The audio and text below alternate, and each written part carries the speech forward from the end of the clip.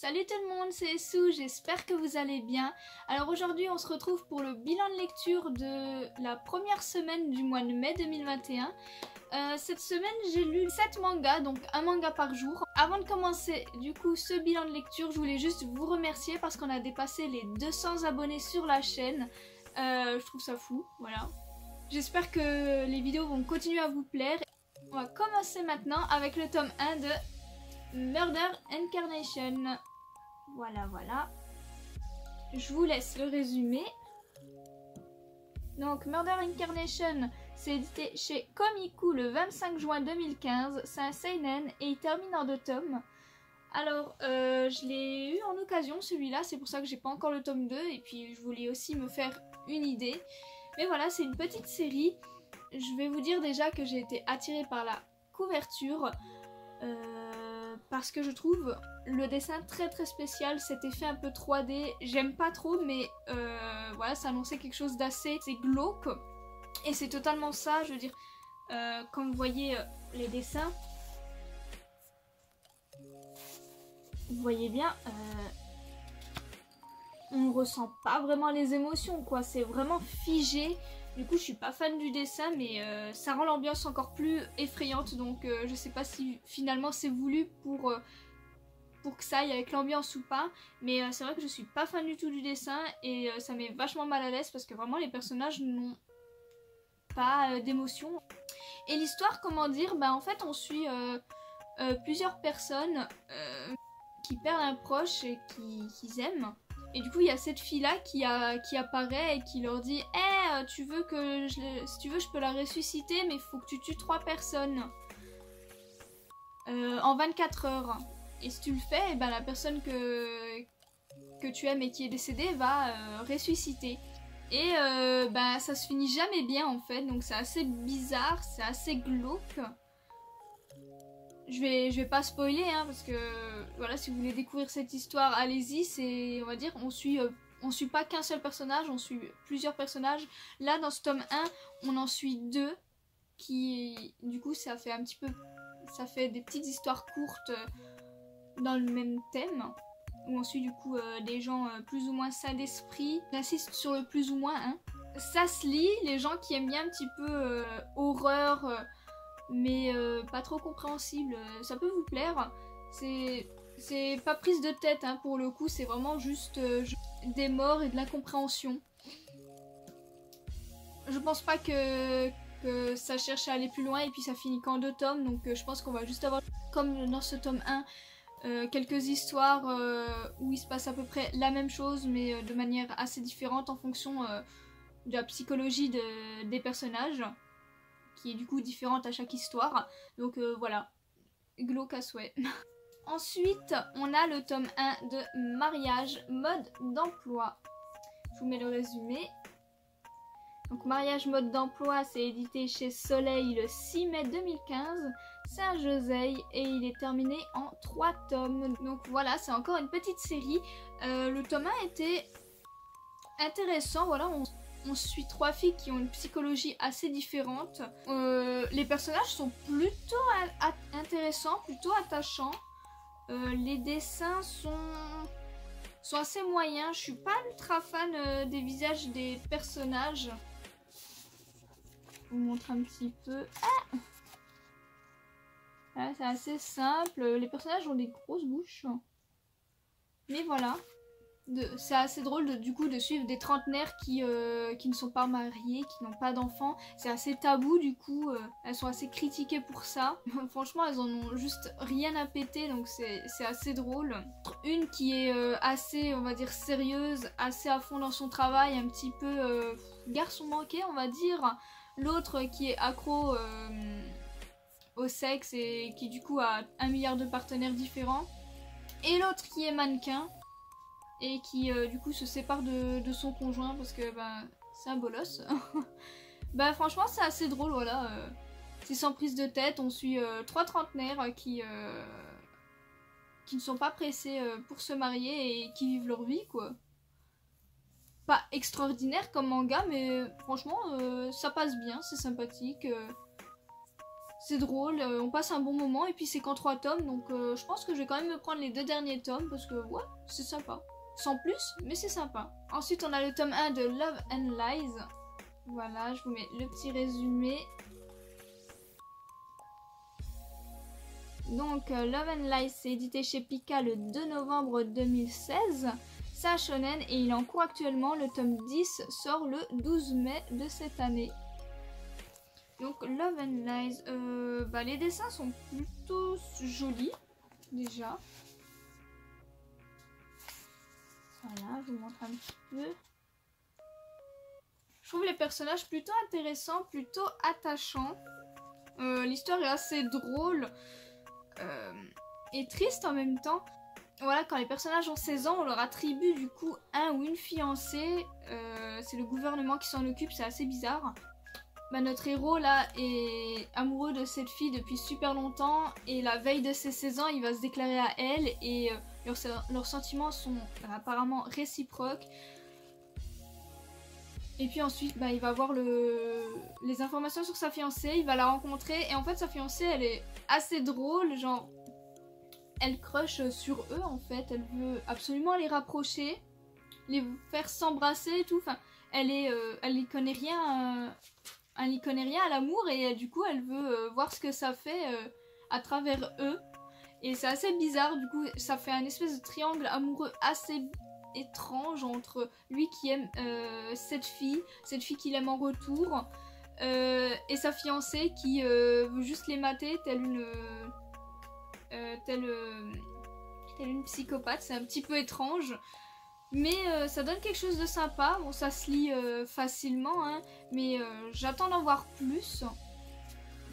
Voir comment ça va se développer parce que voilà, je vais pas spoiler, mais il se passe quelque chose à la fin du tome 1 qui m'a beaucoup hypé pour la suite. Je m'y attendais absolument pas. Je pensais à autre chose tout le long du manga et en fait, il se passe totalement pas ce dont j'avais pensé, mais totalement autre chose et c'est étonnant. Et intéressant parce que du coup ça risque de partir du coup en cacahuète. Je me demande comment ils vont développer ça, comment ça va se passer par la suite. Donc je vais continuer cette petite série qui a su réussir à me surprendre à la fin de ce tome 1 et du coup à me donner envie d'acheter la suite. Ensuite on a le tome 1 des Oubliés. Je vous mets le résumé.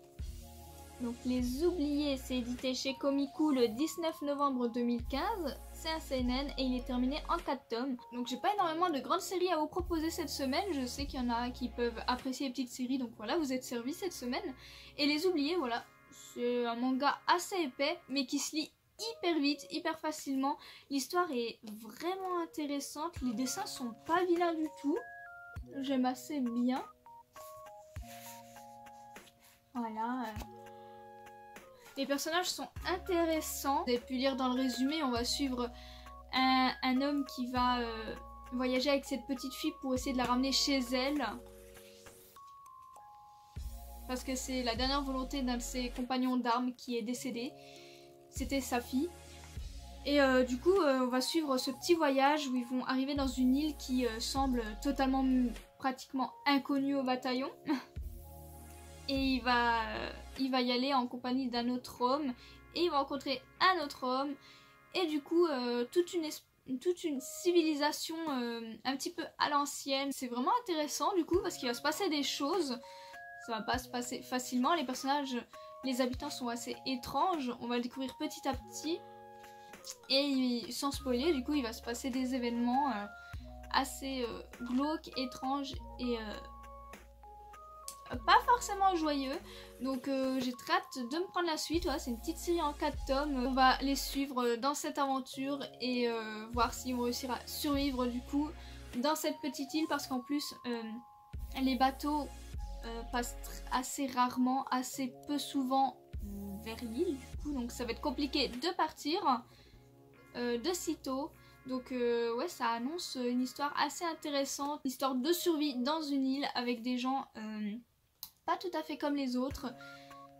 Et du coup je suis un petit peu dans le flou. J'espère qu'on en saura plus du coup sur la famille de cette petite fille, sur ces êtres humains qui sont assez spéciaux et on comprend pas trop s'ils sont gentils ou méchants, mais je pense que la réponse est vite répondue. Mais franchement, je vous laisserai vraiment découvrir cette histoire parce qu'elle est vraiment bonne, c'est très bien dessiné et franchement on est vite happé par l'histoire, c'est vraiment bon et avec pas mal d'action, de suspense et un petit peu d'angoisse. Ensuite on a le tome 1 de Chimère, voilà que j'ai eu en occasion, je vous mets le résumé, excusez-moi ça brille. Donc Chimère c'est édité chez Doki Doki le 7 mars 2018, c'est un shonen. Et il est terminé en 4 tomes, donc voilà, encore une petite série. Franchement, Chimère, bah, c'est sympathique, les dessins sont plutôt jolis. Je vous montre, attendez. Voilà, moi j'aime beaucoup les dessins.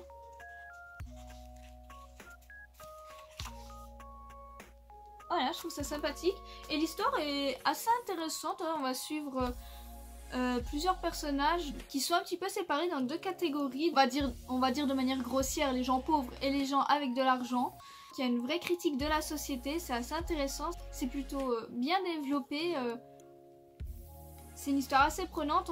On va découvrir que du côté des gens pauvres, il y a une espèce de maladie, du coup la maladie de la chimère.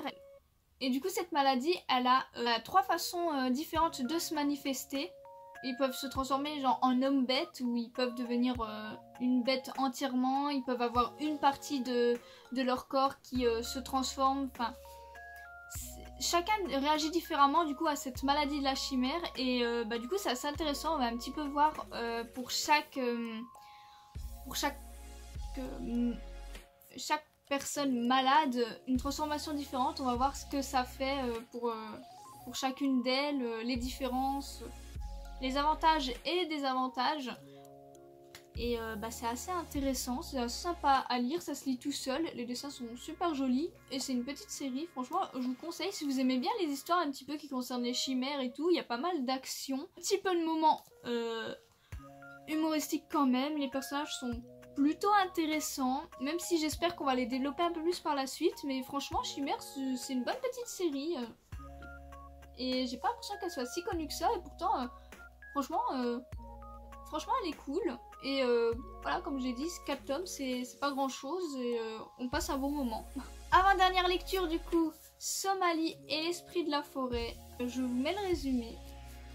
Donc Somalie et l'esprit de la forêt, c'est édité chez Komiku le 10 novembre 2016. Ça c'est une et il est en cours actuellement en 6 tomes. Bon, par contre, je crois que le manga est actuellement en pause, donc je ne sais pas si la suite sortira un jour, on verra bien. Du coup, Somalie et l'esprit de la forêt, alors déjà je tiens à dire que les dessins sont magnifiques, les paysages, tout ça. Attendez, je vous trouve une page. Est-ce que vous voyez comme c'est joli? Enfin, les détails juste. C'est incroyablement beau. J'adore, hein. Les personnages sont très beaux. Enfin, vraiment, ce manga est vraiment très beau. Très bien dessiné. Je suis émerveillée par le trait de l'artiste. C'est vraiment très bien dessiné, vraiment magnifique. C'est, je pense, mon petit coup de cœur de la semaine, du coup, Somalie et l'esprit de la forêt, parce que c'est vraiment une histoire qui est très prenante. Alors bien sûr, on va parler de guerre, parce que on va voir dans ce manga les créatures non humaines et les humains vont un jour se rencontrer alors qu'ils étaient chacun de leur côté de base. Au départ ça se passe très bien et bien sûr il y a comme d'habitude pour tout des abrutis du coup qui vont être contre ça, qui vont s'embrouiller et du coup ça va créer une guerre entre les non-humains et les humains. Et bien sûr les humains, qu'est-ce que vous voulez qu'ils fassent contre des créatures non humaines qui ont des pouvoirs, une plus grosse force et tout? Ben rien du tout, donc les humains vont perdre cette guerre et les humains du coup vont être de plus en plus rares dans ce monde là. Et quand ils sont trouvés, ils sont chassés, tués, torturés, utilisés comme esclaves. Enfin, c'est une catastrophe. Et du coup là, on a ce golem qui va accompagner cette petite fille qui est humaine du coup. Et il va essayer de retrouver sa famille, l'aider à retrouver sa maison du coup.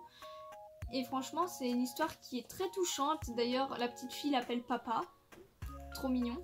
J'ai hâte d'en savoir un peu plus sur Somalie, savoir d'où elle vient, comment elle s'est retrouvée là. Et c'est vraiment sympa, on va du coup les suivre dans leur petite aventure où ils vont essayer, déjà de simuler la vraie nature de Somalie, mais aussi voilà, ils vont voyager à travers plusieurs endroits, plusieurs zones afin de retrouver déjà des humains et ensuite sa famille, ce qui va être assez compliqué. En plus, un golem de base ça ne voyage pas, donc ça surprend pas mal de personnes. En plus, le temps est compté parce qu'un golem ça vit 1000 ans et pas une seconde de plus, et il lui reste je crois à peine 1 an et demi à vivre. Ça va être une course contre la montre, c'est mignon, c'est attachant, vraiment c'est une super bonne histoire. Avec, comme je vous ai dit et comme je vous ai montré, des dessins incroyables. On va même croiser un humain dans ce tome 1 qui était vraiment attachant. On va pas le voir beaucoup, mais il va nous raconter un petit peu ce qui lui est arrivé, son passé, et c'est vraiment touchant. Et tu vois du coup qu'il vit seul et que ça lui pèse un petit peu et qu'il n'a pas le choix, du coup il se cache et il essaye de pouvoir finir sa vie tranquille sans être vu, quoi. Donc c'est assez triste, en même temps c'est vraiment une histoire à découvrir et à lire. Franchement, je vous conseille Somalie et l'esprit de la forêt, en espérant que la suite sorte, parce que voilà, là je vais déjà me prendre les 5 autres tomes que je n'ai pas.